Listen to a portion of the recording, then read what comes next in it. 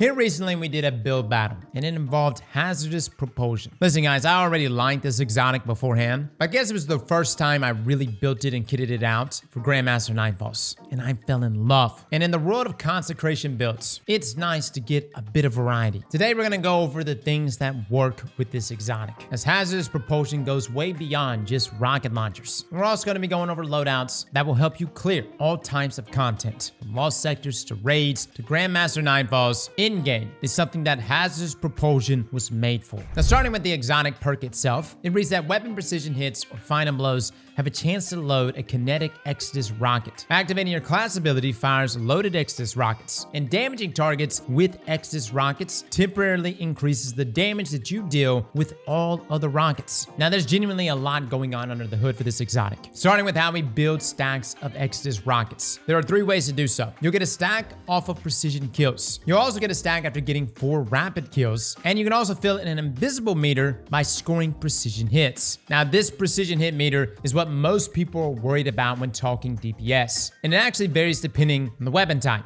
as noted by the big graphic you see here on your screen. Here you can see all the different distinctions in counter progress by weapon type. But as you can see, it goes from 10% of a single stack per hit for our faster fire rate weapons. Think things like trace rifles, all the way up to 67% per precision hits from slower and higher damaging weapons. Weapon types like sniper rifles and rocket pistols. In the loadouts that we're covering today, we'll be optimizing this, but more on that in just a second. The next part of this exotic is the actual Exodus rockets themselves. When you cast your class ability, they shoot out above you. They hover for a split second, and then they launch forward and track to the enemies. Now, each stack is 1 rocket, and here at Carl, they do 28,950 damage. So if the full volley was a hit, that's an extra 173,700 damage. Now, just to give you some context, that's equivalent to an Izanagi ×4 home shot. Now, after we shoot out our volley of rockets, now let's look at how Hazardous Propulsion increases our rocket's damage. Now, the first thing to note is that rocket sidearms are also included in this damage buff. Matter of fact, a lot of things are included in this damage buff. Grand Overture, rocket sidearms, Buried Bloodline,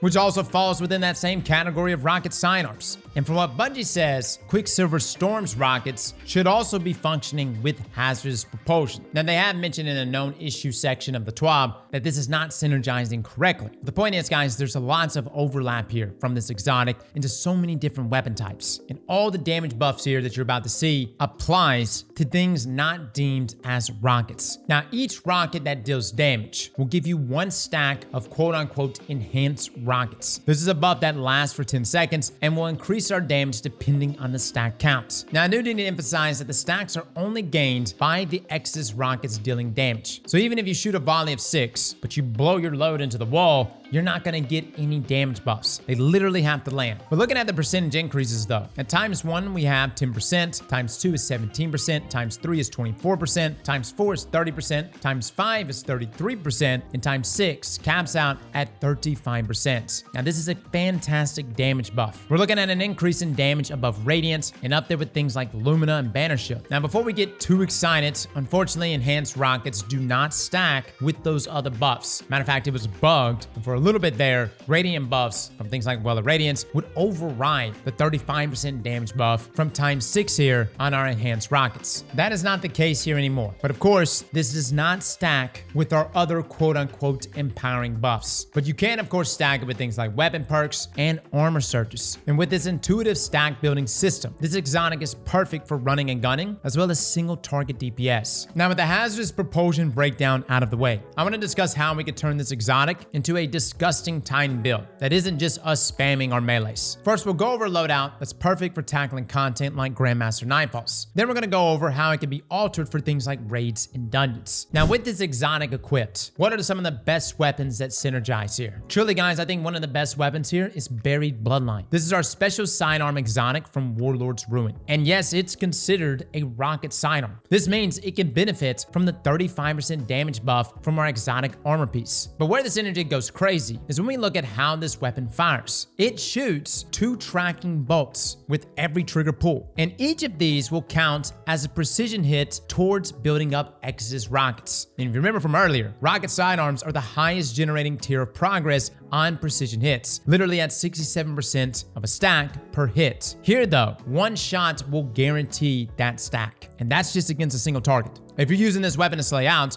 you're gonna get stacks of precision hits and kills. Buried Bloodline is quite literally the perfect weapon to pair with Hazardous Propulsion, and these synergies are the main reason I have it in this build. But what's more is that obviously Buried Bloodline has its own exotic perks. It gives us Devour after scoring multiple kills. It also weakens targets on anything that we hit while Devour is active, if you have the catalyst. Which if you don't, feel free to check out our guides. I don't really want to turn this video into how great Buried Bloodline is, but it literally carried me in the 4th encounter of the day 1 raid. Devour plus Weaken with 0 subclass investment is nuts. And then you add in the insane synergy that Hazardous Propulsion brings. You're walking around with pocket rockets that are ready to fly and a constant damage buff reaching upwards to 35%. This simple exotic combination will literally carry you through most activities. Now for the rest of the weapons we're going to be using here, we have of course a heavy rocket launcher. There isn't one specific rocket that's necessary, but I do recommend you try to match its damage type to the active surge for whatever you're doing, or if you can, make it a void rocket. This will allow you to have both your heavy and Buried Bloodline benefit from your weapon surges. As for our kinetic slot, you can run anything you wish. You could double up on rocket sidearms and literally use the call. But of course in GM content, I highly advise having something counter champions. Now in terms of armor mods, I would highly advise building directly into Buried Bloodline to keep those armor surges up. You'll have things like a Void Siphon mod on your helmets, heavy and special finders. You can have firepower mods and heavy-handed on your arms for even more orbs. Our chest piece is mostly irrelevant, pretty much just rock resist mods. And then for our boots, have at least 2 void surges with room for a survivability mod like Better Already. And then for our class item, have powerful attraction, time dilation, and Reaper for collecting and spawning orbs with our class ability, while also extending our weapon surge duration. As you can see here guys, we're going all in on our weapons, which takes us to our subclass. Everything I've spoken about so far is actually independent to any subclass build. You can use this on any element with any aspect and fragments. But if you do want a little guidance here, I found myself using Prismatic with only 2 very important things. One is to have Thruster equipped. This gives us the spammiest class ability, which means lots of more rockets being discharged and lots of more time spent with our weapons being buffed. After that, our abilities and aspects hardly impact using this loadout. What does become a little more important